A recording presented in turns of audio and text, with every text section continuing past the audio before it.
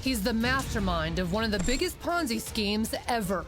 There's no magic here. I mean, you might think it's magic, but it's actually real meat and potato stuff. The slick scam artist ripped off more than $100 million. $100 million to fund his lavish lifestyle. He drove a fancy car, he dressed well, waterfront mansion, corporate jets.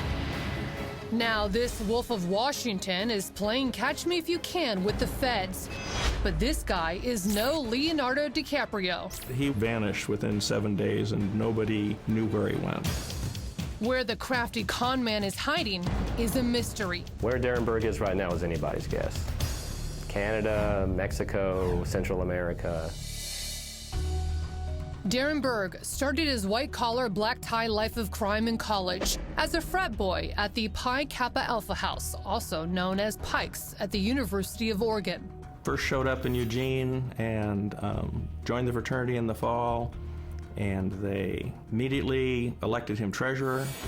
Michael Stone, a former alumni advisor to the fraternity, remembers the smooth-talking Berg dazzled his fraternity brothers with his charisma and business savvy. We viewed him as the boy wonder.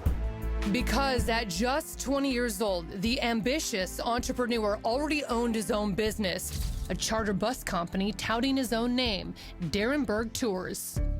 And so they gave him 2 titles because of that? Yes, the rest of the undergraduate chapter elected him president of the fraternity at the same time that he continued to be treasurer of the fraternity. But while his fraternity brothers were guzzling beer, Berg was busy funneling Pike House money into his own bank account. So you get this call one day from someone in the house panicking. Yeah, I got a call from the assistant treasurer who called to say that all of their checks were bouncing and that there was no money in the bank account, and they didn't understand how that could be because everybody had just paid a full quarter of room and board. Stone was concerned, so he stopped by the Pike House to inspect the bank records that Berg kept tucked away in his room. And sure enough, the balance was 0. He came home at the time that I was looking at the financial records in his room, and he kind of went ballistic.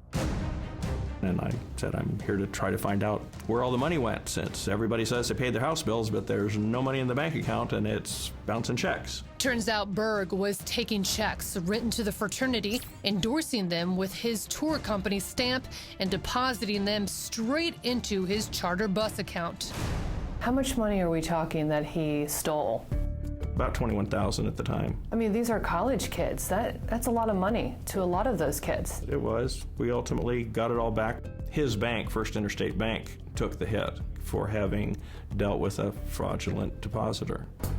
Stone called the cops and the DA about what he considered straight-up embezzlement, but Eugene police never pressed charges, and you won't believe why.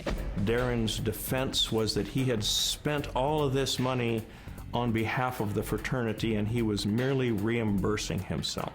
Lane County District Attorney and the Eugene Police Department felt that that was a good enough defense that they didn't need to investigate. Berg escaped an indictment, and then, just like the rent money he stole, he simply disappeared. Well, he's living in this house, and everyone's looking at him like, where's our money? Did he leave? He was gone and out of town within 7 days. Nobody knew where he went. Stone never saw the frat fraudster again, but he did finally get a richly defensive earful. How many weeks or months after until you received that very condescending letter from him? Oh, that was the same week. In a scathing letter, Berg writes, I have at no time ever embezzled any funds from the Pi Kappa Alpha fraternity. What an erroneous assumption. Unfortunately, I will be unable to participate in your Perry Mason game. If for some reason, however, you should have any questions, I suggest you direct them to my attorney. He's paid good money to answer stupid questions. I wrote him a letter back saying, I called your attorney and your attorney says he's never heard of you. So I'm still waiting. That was classic Darren, puffing up, coming up with this grandiose response and rebuttal that if you just peel back the veneer, there's nothing there. Where did Darren Berg go? Nobody knew for sure until he resurfaced in Portland, Oregon and started up an advertising business, even bringing some of his former fraternity brothers on board. Wait a minute. His same fraternity brothers who he stole money from. A couple, yeah. There was 2 members who worked for him. He was able to convince them it wasn't his fault. Yeah. But Berg's new business venture ended up much like the old one, a scam.